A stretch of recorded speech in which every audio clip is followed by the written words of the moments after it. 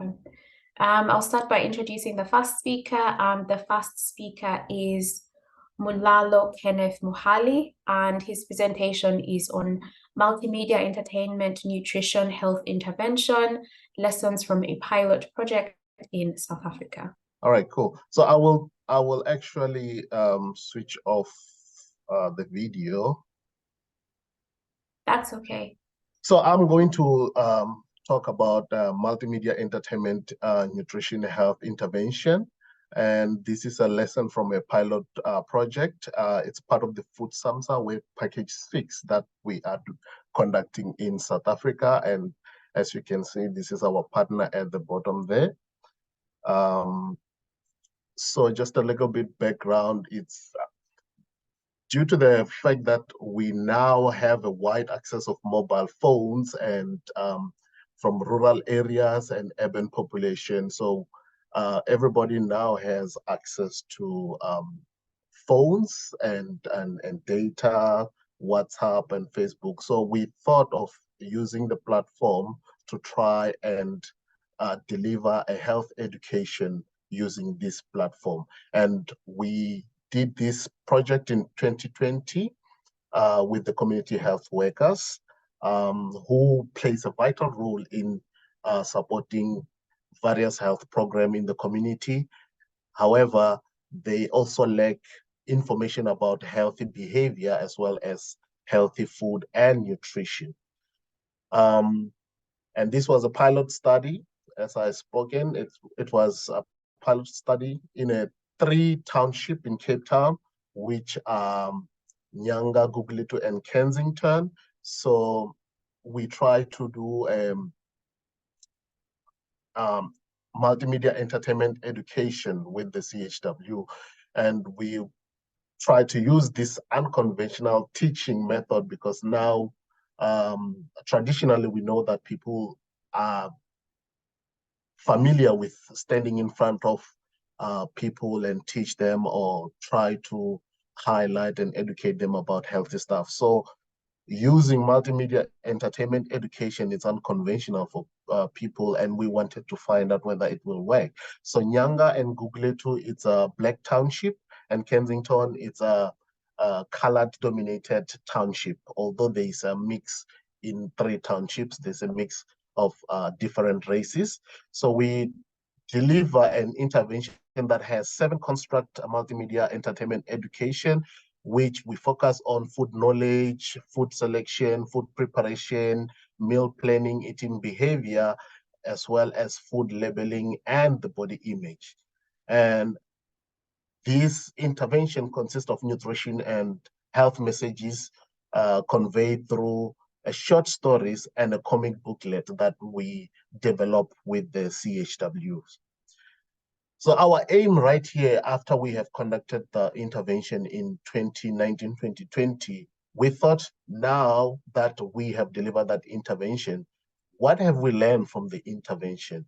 So we aim to assess the effectiveness of multimedia entertainment education and to deliver nutritional literacy among the community health workers. So if you look at the pictures there, these were the comic books, and at the bottom there where there's a carrots and that's a snapshot of our short videos of teaching them how to store food where. So what we did now, after we have done the multimedia, now to try to assess the effectiveness, we hold 3 focus group discussion with 10 participants from each 3 townships. And we use a semi-structured interview guide, and we use a local language to conduct the focus group discussion, and we recorded the audio that we did with the CHWs. And in terms of data analysis, we went forth and transcribed the recorded voice recording and translate it to from local language, which is isiXhosa and some part of Afrikaans, and we translate them into English. And we use a deductive thematic analysis approach when we analyze our data, because what we did was we had themes that have already predetermined because we already did the intervention. So there were some specific questions that we needed them, the CHW, to answer in terms of whether the intervention was effective, the material that we were delivering, was it feasible, and was it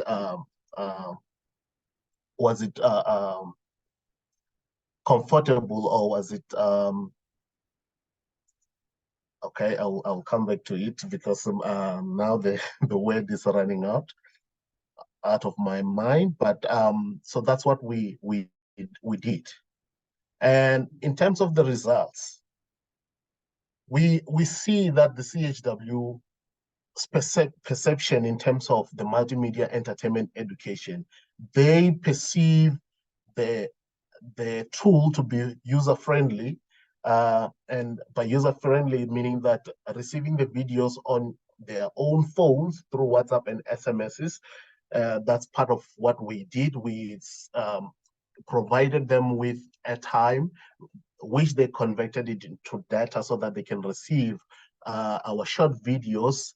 And for those who don't have smartphones, we provided airtime, and they received SMSs with these messages, and comic booklets were delivered physically to them so that they can interact with the comic book. So they perceive these tools to be user-friendly.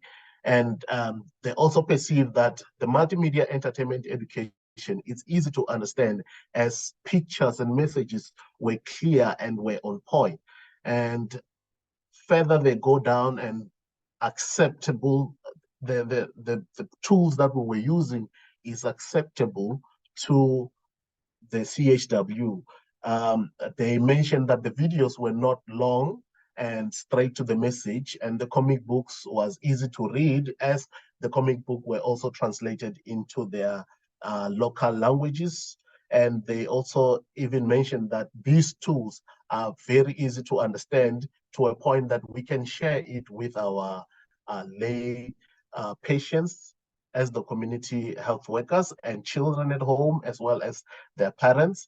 And in terms of which material do they prefer, either the booklet, which is the comic book, or the videos, they mentioned that they like both comic booklet and the videos. So they thought that both have a value of some sort, which we can be used differently in all the directions. So when we were conducting this multimedia entertainment education, we did come across some challenges, and some of the challenges were highlighted by the CHW, where some mentioned that they do not own smartphones, so it's difficult for them to kind of see the videos without a smartphone. And there's challenges of poor network connectivities, which was resulting in message being delivered late to them. And this was actually out of our hands, because this was a service provider's things. There was less things that we can do in terms of poor connectivity, and also in terms of smartphone. But in terms of the smartphone, if I can go a little bit back, we actually had to kind of borrow some of the CHW, some smartphones, so that they can also receive these videos and interact with the material. So as we all know, that also South Africa is there is a very high prevalence of crime rate. So most of them mention that they do not have smartphones because they once own a smartphone, but they were robbed of their belongings when they are doing their community duties. As we know that CHW have to travel a long distance. So as they are on their way, they get robbed, and they took their smartphone. So they never actually went back and buy smartphones. Also, they also mentioned that why they don't own smartphones is because of the work that they're doing. in terms of remuneration, it's relatively low to a point that buying a smartphone at the moment, it's not a priority, because they also have to feed their people, their children and family. So we also kind of come across challenges of airtime and data, although we provided them with airtime, which they converted it to data. But most of them, because of poverty that it's in the township or it's in the areas where these community health workers stay, they mentioned that they have, I don't know whether in other countries this is available, but in South Africa, there's an advanced service in the service provider where you can ask for an airtime advance. So most of them had this airtime advance, and immediately when we load them with airtime, the service provider took their advance back from the airtime that we provided. So that's why they have issues of airtime.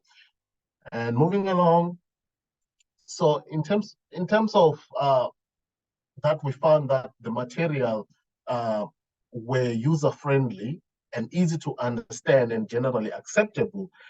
For us, this underscored that this multimedia entertainment education, it's effective or is feasible to be to deliver a nutritional and health education through this platform, because their CHW perceive it as a user-friendly and acceptable.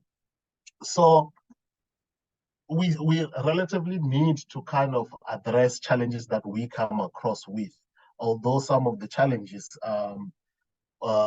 they can be political in terms of, like, for crime.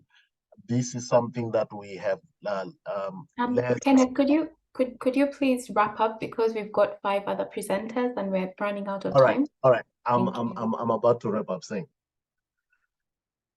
So our future direction is to expand the multimedia entertainment education into different channels, like using Facebook, TV, and local radios, using other public offices such as clinic where people wait. In South Africa, we've got like TV or some notice board where we can put this information there for people to consume, and we think that it can reach a lot of people. And we also think of rolling the intervention to the community using the NGOs that are mostly or partially funded by the government, and the government also have some duties or delegation to say this is what needs to be done. So we think that by doing that, we can also reach a broader audience for this tool. And by the way, this is an ongoing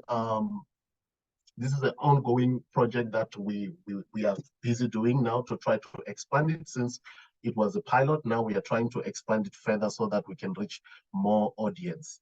And thank you so much. I think I will end there. Okay, thank you, Kenneth. Next up, we have Karen Morris, who will be talking about increasing resilience to the SARS-CoV-2 virus and other health threats in food insecure communities. Karen, over to you.